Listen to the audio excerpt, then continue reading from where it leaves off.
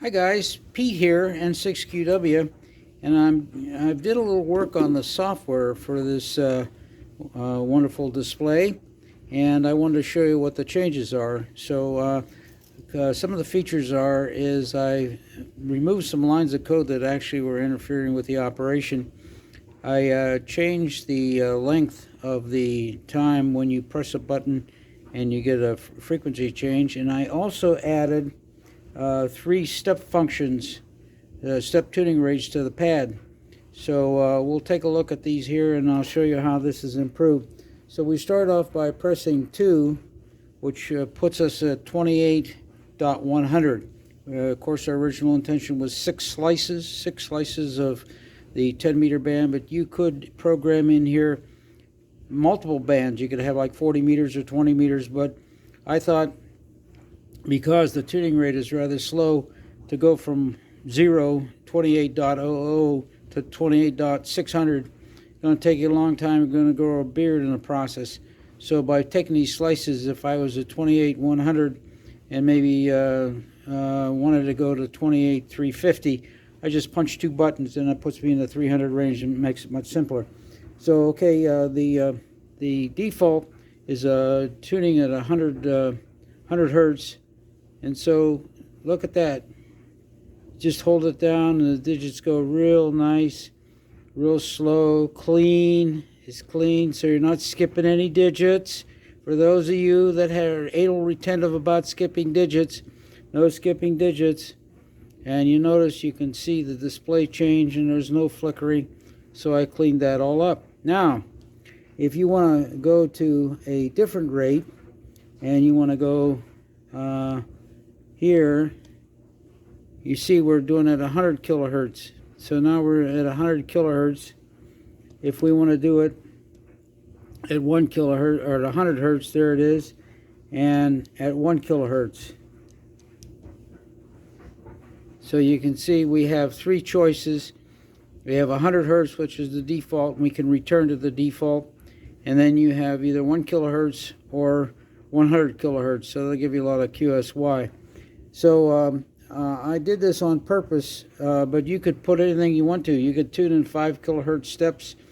It just depends what you put in the program. But I'm really pleased that now the digits are such that it works really well. We still have Pete N6QW rocks, and when we return, you see you didn't lose the step function. It's at 1 kilohertz. And so let's move that down to 100 hertz, and there it is. And the display doesn't flicker, and you can read the numbers pretty easily. And you see I'm tuning up, and now I'm tuning down. So we really fixed the software this morning, but I'm kind of pleased at this. So you can tune it one just hold it down and it'll tune. There you go. So no more flickering, no more of this thing is skip digits. I'm just holding the button down here and it's tuning. And if you looked at a rig of the 1970s, early 1980s, it was actually put out by the Cubic Corporation called the CIR Astro 200. And then later Cubic sort of bought out Swan, and then there were a whole series of radios that the Astro 150 and the Astro 100, what have you. And I think there was a 102BX or something like that, which is a dual receive. And then they just kind of got out of the ham business. They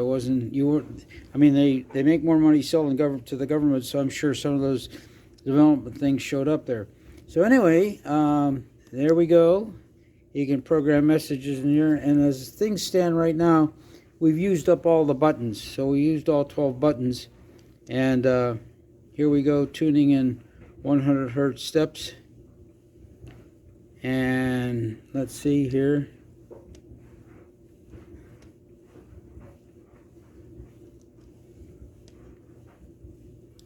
(100 kilohertz steps). And that's more if you want a QSY. So Pete here, N6QW, and I'm really pleased now that I made some of the software changes that indeed we have a better display and a better opportunity to to use this little device. Here's the keypad right here, and it's not too big. You can tell by the size of my thumb. So this could go on the front panel, or it could even be a remote panel. I've operated radios with remote boxes, so there's some opportunities to do that. And some of you slick guys, maybe you can even do this over a Wi-Fi link using some of the Arduino that have the Wi-Fi capability. That'd be kind of cool. You just sit on your couch there and tune the radio. That's pretty good. Anyway, guys, Pete here, N6QW, and I did want to follow up to my video yesterday. I mean, my video yesterday was sort of like brain surgery with a rusty spoon, and now today I think we're using a scalpel. Uh-oh, we're into the CV bands now. Let's get it up there someplace, and let's put it at back to 1 kilohertz. Okay, there we go. And we're tuning 1 kilohertz now, and we'll tune down. By the way, these tuning ranges, even though they're slices, if you hold the button down, you can actually tune up to, I think I have it almost 100 megahertz. So it's one continuous VFO, but the slices kind of just put you in the range and makes it easier to QSY. And again, you could program in other bands if you were going to apply this to a multi-band radio. For instance, if you wanted to have 80, 40, 20, 15, and 10, something like that, you could put 6 bands on here, or 6 slices, but I chose to do it all for the 10 meters. So anyway, Pete here, N6QW, and I wanted to follow up with some of the, yesterday was the first attempt to do this in a long time. I used this before on a Ten-Tech 150A, and now we have it here on our 10 meter single sideband transceiver that we're building. So I think this is kind of cool. It lets you do some things. There's 1 kilohertz.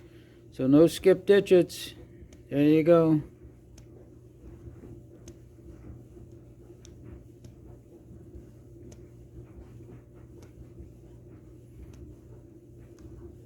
Learn how to keep it down.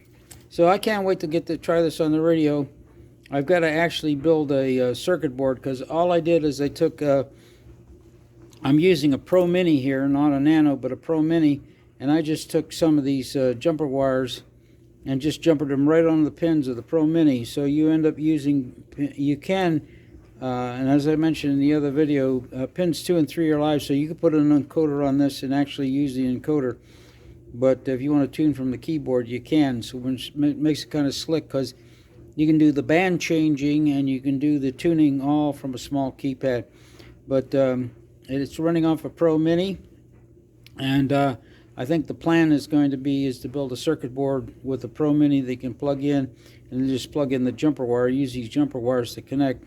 The LCD display has the backpack on the back, so there's only 4 wires going to it, and so we need to finish that part. But I did want to share with you that I did fix things so that the tuning is much smoother. So this is Pete, N6QW, and I'll say 7 threes.